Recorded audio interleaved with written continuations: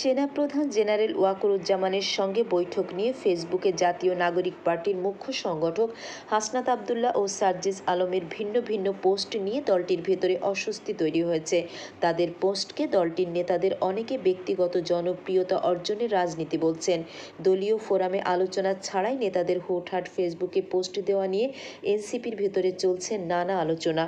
নিজেদের মধ্যে আলোচনায় নেতাদের কেউ কেউ এমন প্রশ্ন তুলছেন যে এ ধরনের কর্মকাণ্ডে এনসিপি হাস্যরসের বস্তু হয়ে উঠছে কিনা। গত বৃহস্পতিবার মধ্যরাতে হাসনাত আবদুল্লাহ ফেসবুকে লেখেন, গত 11ই মার্চ তিনি সহ দুজনকে ক্যান্টনমেন্টে ডেকে নিয়ে আওয়ামী লীগ পুনর্বাসনের প্রস্তাব দেওয়া হয়েছে। হাসনাতের সেই পোস্টের পর বিষয়টি নিয়ে দুদিন ধরে নানা আলোচনা চলে। এর মধ্যে আজ রোববার এক ফেসবুক পোস্টে সার্জিস আলম লেখেন, যেভাবে এই কথাগুলো ফেসবুক স্ট্যাটাসের মাধ্যমে এসেছে এই প্রক্রিয়াটি আমার সমীচীন মনে হয়নি। সার্জিসের এই পোস্টের নিচে মন্তব্যের ঘরে এনসিপির জ্যেষ্ঠ যুগ্ম মুখ্য সমন্বয়ক আব্দুল হান্নান মাসুদ লিখেছেন, এসব কি ভাই, পাবলিকলিই বলছি, দুজনের একজন মিথ্যে বলছেন, এটা চলতে পারে না। মানুষ এনসিপিকে নিয়ে যখন স্বপ্ন বুনছে তখন এভাবে এনসিপিকে বিতর্কিত করা কাদের এজেন্ডা? এনসিপি নেতাদের অনেকের সঙ্গে কথা বলে জানা গেল, হাসনাত ও সার্জিসের এসব ফেসবুক পোস্ট এবং হান্নানের মন্তব্য এই বিষয়গুলো দলের অভ্যন্তরে ব্যাপক অস্বস্তি তৈরি করছে।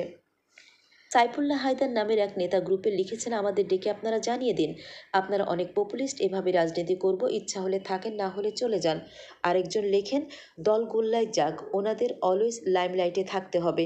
মোল্লা রহমতুল্লাহ নামের একজন গ্রুপে লিখেছেন, জ্যেষ্ঠ নেতারা কোনো রাজনৈতিক পোস্ট করার আগে কমপক্ষে 2-4 জনের সঙ্গে আলোচনা না করে ফেসবুকে পোস্ট করবেন না, এটা না হলে ফেসবুকেই আমাদের রাজনীতি কবর হয়ে যাবে। গ্রুপে আলোচনার বাইরে এনসিপি নেতাদের নিজেদের মধ্যে ব্যক্তিগত আলাপেও হাসনাত সার্জিদের পোস্ট নিয়ে নানা আলোচনা হচ্ছে। এর মধ্যে গতকাল শনিবার সিলেটে এক অনুষ্ঠানে এনসিপির মুখ্য সমন্বয়ক নাসিরউদ্দিন পাটোয়ারির বক্তব্যে হাসনাত আবদুল্লাহর ফেসবুক পোস্টকে শিষ্টাচার বর্জিত আখ্যা দেন।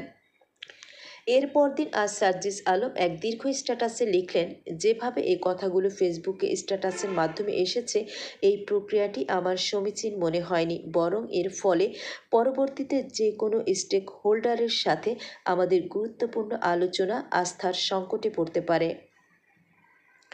সার্জিস লিখেছেন, যে টানে হাসনাতের ফেসবুকে লেখা উপস্থাপন করা হয়েছে, আমি মনে করি কনভারসেশনটা অতটা এক্সট্রিম ছিল না, তবে অন্য যে কোনো দিনের চেয়ে অবশ্যই স্ট্রেট ফরওয়ার্ড এবং সো কনফিডেন্ট ছিল।